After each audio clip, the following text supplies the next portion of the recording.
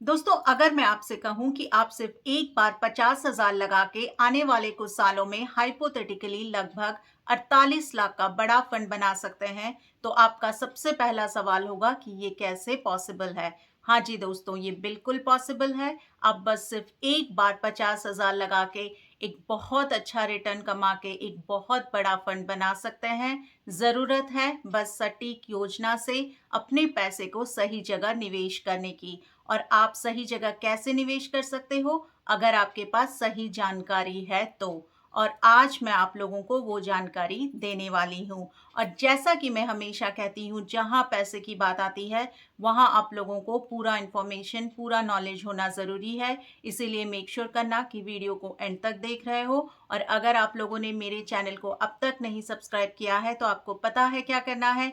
जल्दी से जाना है, मेरे यूट्यूब चैनल को सब्सक्राइब कर लेना है और साथ ही में नोटिफिकेशन का बटन भी प्रेस कर लेना है, ताकि मैं जो भी फाइनेंस रिलेटेड वीडियो बनाऊं वो आप लोगों को टाइमली मिल पाए और आप लोग उसका भरपूर फायदा उठा पाओ। तो चलिए स्टार्ट करते हैं आज का वीडियो। तो आज मैं जिस फंड के बारे में बात करने वाली हूं, जिसमें आप एक छोटी सी राशि लगाकर एक अच्छा खासा मोटा फंड बना सकते हैं, वो है एसबीआई म्यूचुअल फंड।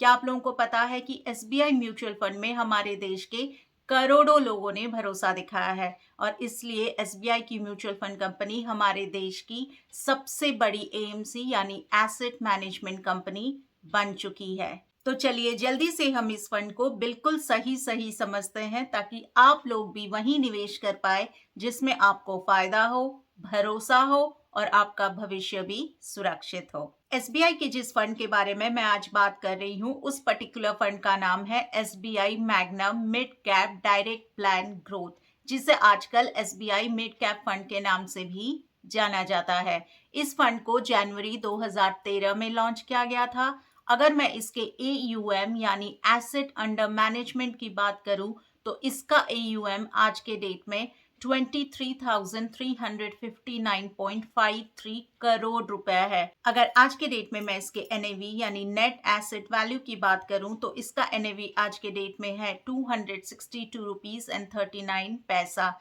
जैसे जैसे फंड का प्रदर्शन बेहतर होता जाएगा, वैसे वैसे इस फंड का एनएवी भी उसी हिसाब से बढ़ता जाएगा। अगर मैं इस फंड के रिस्क कैटेगरी की बात करूं, तो ये fund very high risk category में आता है। चलिए अब इस फंड के रिटर्न्स पे नजर डालते हैं। अगर मैं इस फंड के रिटर्न्स की बात करूं, तो पिछले 3 सालों में इस फंड ने 17.35% का रिटर्न दिया है और पिछले 5 सालों में इस पर्टिकुलर फंड ने 21.73% का रिटर्न दिया है। हालांकि इस फंड ने पिछले 5 सालों में 21.73% का सीएजीआर रिटर्न दिया है। अगर हम इसका एक्सपेक्टेड रिटर्न 20% भी मान के चले, तो अगर आप इस फंड में 1 लाख रुपए 2015 में निवेश करते, तो 10 सालों में यानी 2025 में आपको 20% के हिसाब से कितना मिलता? 6,19,174 रुपीज। तो आपको कितना मुनाफा हो गया? आपको जो प्रॉफिट हुआ वो है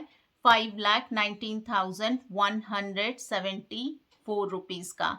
है ना चौंकाने वाली बात? यही होता है म्यूचुअल फंड के कंपाउंडिंग के पावर का जादू। अगर आप धैर्य और समझदारी से सही फंड में निवेश करते हैं, तो नतीजे वाकई ही चौंकाने वाले होते हैं। जब से ये फंड लॉन्च हुआ है, तब से लेकर अब तक इस पर्टिकुलर फंड ने 18.83% का सीएजीआर रिटर्न दिया है। इसीलिए SBI mid cap fund direct plan growth को लॉन्ग टर्म इन्वेस्टमेंट के लिए एक दमदार और भरोसेमंद विकल्प माना जाता है। अगर मैं इस फंड के एसेट एलोकेशन के बारे में बात करूं, तो इस पर्टिकुलर फंड ने इक्विटीज में 96.13%, डेब्ट में 0.12% और कैश में 3.75% पैसे लगा रखे हैं। अब बात कर लेते हैं कि आप इस फंड में मिनिमम और मैक्सिमम कितना अमाउंट निवेश कर सकते हैं। अगर आप सिस्टमैटिक इन्वेस्टमेंट प्लान यानी सिप के जरिए निवेश कर रहे हो, तो जो मिनिमम राशि है निवेश करने की वो है 500 रुपए।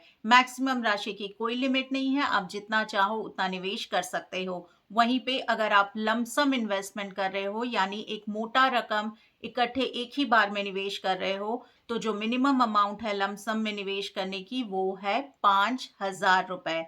मैक्सिमम की कोई लिमिट नहीं है, आप जितना चाहो उतना लमसम अमाउंट इस स्कीम में निवेश कर सकते हो। अब बात कर लेते हैं इस पर्टिकुलर फंड से जुड़े हुए खर्चे के बारे में, यानी एक्सपेंस रेशियो के बारे में। तो इस फंड का एक्सपेंस रेशियो है 0.85%। अब बात कर लेते हैं इस फंड के एग्जिट लोड के बारे में। अगर आप इस फंड में पैसे लगाकर 30 दिनों यानी 1 महीने के अंदर पैसा निकाल लेते हैं तो आपको 0.25% का एग्जिट लोड लगेगा। लेकिन वहीं पे अगर आप 30 दिनों बाद यानी 1 महीने बाद बट 90 दिनों से पहले यानी 3 महीने से पहले पैसा विड्रॉ कर लेते हैं तो आपको 0.10% का एग्जिट लोड लगेगा। अब आते हैं मुद्दे पर कि कैसे आप सिर्फ एक बार 50,000 निवेश करके हाइपोथेटिकली लगभग 48 लाख का एक बहुत बड़ा फंड बना सकते हो। तो कैलकुलेशन के लिए हम मान के चलते हैं कि आप सिर्फ एक बार 50,000 रुपया इस स्कीम में निवेश कर रहे हो, तो 10 सालों में इस स्कीम से आपको जो रिटर्न मिलेगा वो है 2,59,586 रुपीज। और आपकी टोटल जो मैच्योरिटी वैल्यू होगी वो 50,000 को मिलाकर वो कितनी होगी? 3,09,586 रुपीज। वहीं पे अगर मैं 15 सालों की बात करूं तो 15 सालों में आपको फंड से जो रिटर्न मिलेगा वो है 7,20,351 रुपीज। और आपकी फंड की टोटल वैल्यू उस 50,000 को मिलाकर कितनी बन जाएगी? 7,70,351 रुपीज। वहीं पे अगर हम 20 सालों की बात करें तो जो आपको इस फंड से रिटर्न मिलेगा वो है 18,66,880 रुपीज। और अगर हम उस 50,000 रुपए को भी मिला दें तो टोटल मैच्योरिटी वैल्यू आपको मिलेगी वो है 19,16,880 रुपीज। वहीं पे अगर हम 25 सालों की बात करें तो 25 सालों में इस फंड से जो आपको रिटर्न मिलेगा वो है 47,19,811 रुपीज।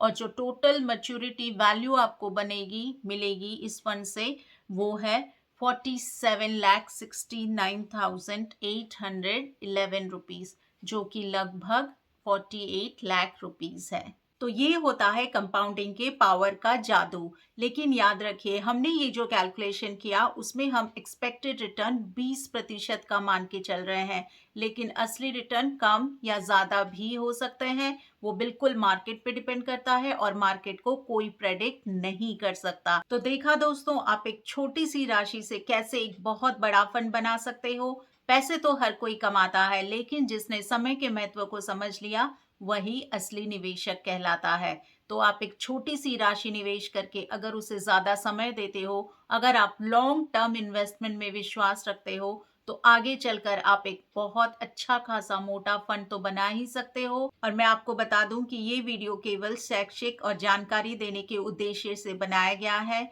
ये किसी भी टाइप का इन्वेस्टमेंट, लीगल या फाइनेंशियल एडवाइस नहीं है। और आपको तो पता ही होगा कि म्यूचुअल फंड हो गया या फिर स्टॉक मार्केट हो गया या फिर शेयर मार्केट हो गया, ये मार्केट रिस्क के अधीन होते हैं। तो कहीं पर भी निवेश करने से पहले अपने फाइनेंशियल एडवाइजर की सलाह जरूर लें। तो दोस्तों, आज के वीडियो के लिए बस इतना ही। आई होप आप लोगों को आज का वीडियो अच्छा लगा होगा। अगर आपको ये वीडियो अच्छा लगा है तो मेक श्योर करो अपने सारे दोस्तों, अपने सारे रिलेटिव्स के साथ ये वीडियो शेयर कर रहे हो टू स्प्रेड द अवेयरनेस। मैं बहुत जल्दी मिलती हूँ आपको अगले वीडियो में। तब तक के लिए you guys take care, stay happy, stay healthy and stay blessed. Bye bye.